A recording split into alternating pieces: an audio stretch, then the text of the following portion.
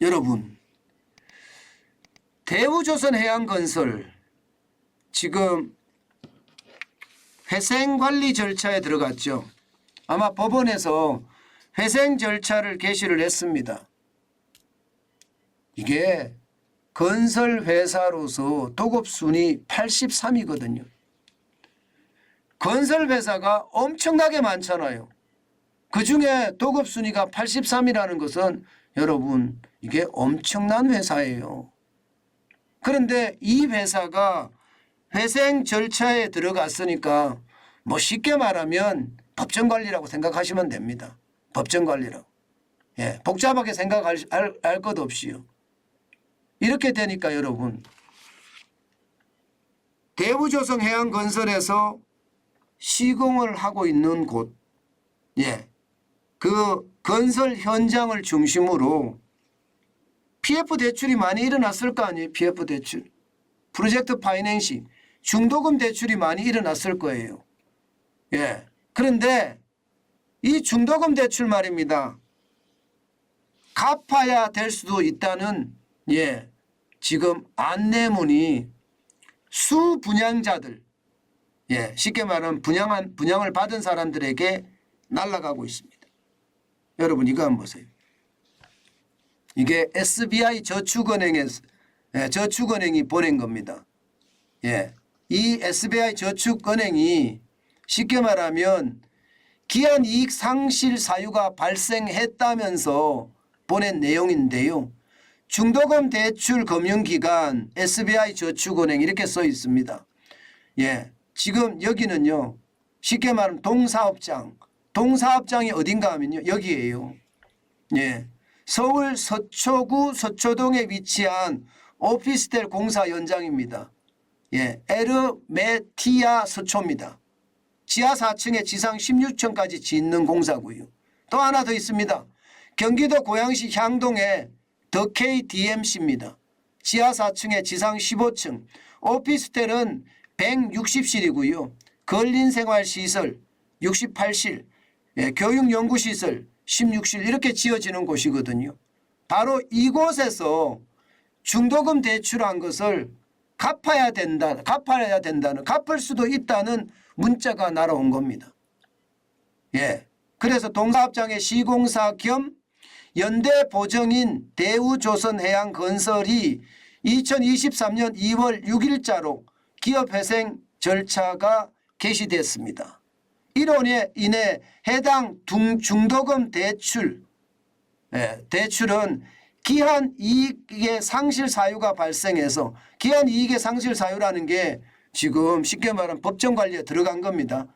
그래서 고객님은 대출 원리금에 대해 전액 변제할 의무를 부담하게 되고 기한 이익 상실 사유 등록 시 신용상의 불이익을 받을 수도 있습니다.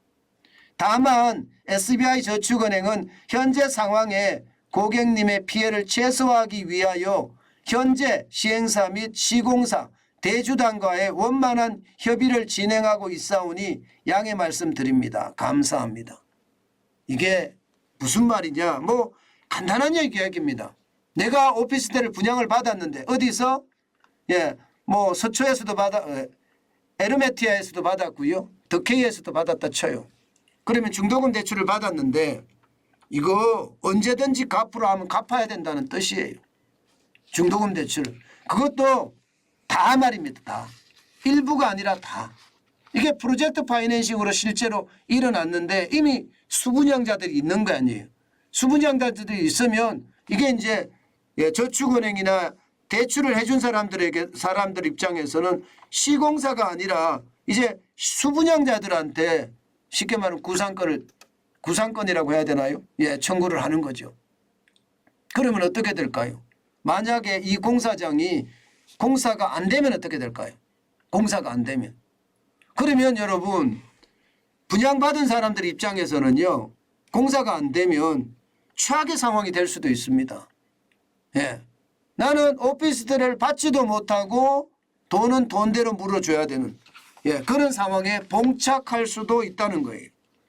그래서 심각하다 이렇게 이야기합니다. 물론 대주단에서 말입니다. 이거 아직까지는 갚는 게 아니야. 예, 아직은 시간이 좀 있어. 실제로 말하는 것처럼 말입니다. 실제로 그렇게 이야기했잖아요. 예, 실제로 예, 이 문자에서도 그렇게 이야기했잖아요. 지금 당장은 전액 변제할 의무를 부담하게 되고 이게 의무를 부담한다는 걸 미리 알려주는 거예요. 통지를 해주게 돼 있거든요. 법상 통지를 해주게 돼 있으니까 지금 통지를 한 거라고 그렇게 보입니다. 결국 말입니다. 이 SBI 저축은행이 지금 결국은 언젠가는 내가 손해를 덜 보려면 수분양자들한테 해야 되잖아요. 문제는 SBI 저축은행만 여기에 예, 지금 한 게 아닙니다. 대신저축은행, 예, JT저축은행, OK저축은행, 저축은행들이 많이 예, 대출을 똑같이 해줬습니다. 그들도 아마 문자를 다 날릴 수밖에 없을 겁니다. 문제는 여러분, 문제는 지금 예, 여기가 말입니다. 뭐 에르메티아 수초나 더 KDMC나 여기가 공사가 만약에 안 되면 어떡하나요? 현재까지는요. 공사업체를 바꾸어서 공사를 한다 이렇게는 이야기합니다. 네, 공사업체를 바꾸어서. 공사업체를 바꾸어서 공사를 하게 되면 기한이익 상실 사유가 사라지게 되는 거죠. 그러면 이게 부담을 안 해도 되지만 그 기한이익 상실 사유가 계속해서 발생한다. 만약에 짓는 건설회사를 대우조선건설해양이 아니라 다른 건설사를 만약에 선정을 못했다. 이러면 이제 최악의 상황으로 발생할 수 있다는 것 이거 알아두셔야 될 것 같다. 이런 생각이 듭니다. 물론 여러분 대형 시공사에서 대우조선 건설해양이면 진짜 대형 건설사잖아요. 이런 도급순위 83위의 건설사에서 이런 일이 발생했다는 거 참 충격적이다 생각이 드는데 문제는 여기서 끝나지 않을 겁니다. 예, 지금 대우조선 건설해양이 하는 주요 사업장이 전국에 20개 사업장이 있습니다. 20개. 지금 보시는 것처럼 평창이나 고성에도 있고요. 경주, 속초에도 있고요. 거제도에도 있고요. 예, 서울에도 있습니다. 서울에도.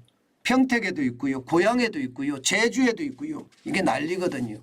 이렇게 예, 만약에 이렇게까지 확장이 돼서 지금 된다면 아마 예, 건설회사들 전체에도 굉장히 영향을 많이 미칠 겁니다.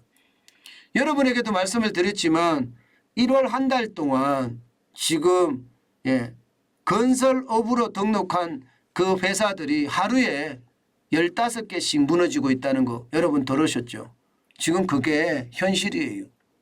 저는 이 상황이 건설업 전체로 번져지지 않을까 그런 두려움도 있습니다. 여러분 이것은 장담할 수는 없어요.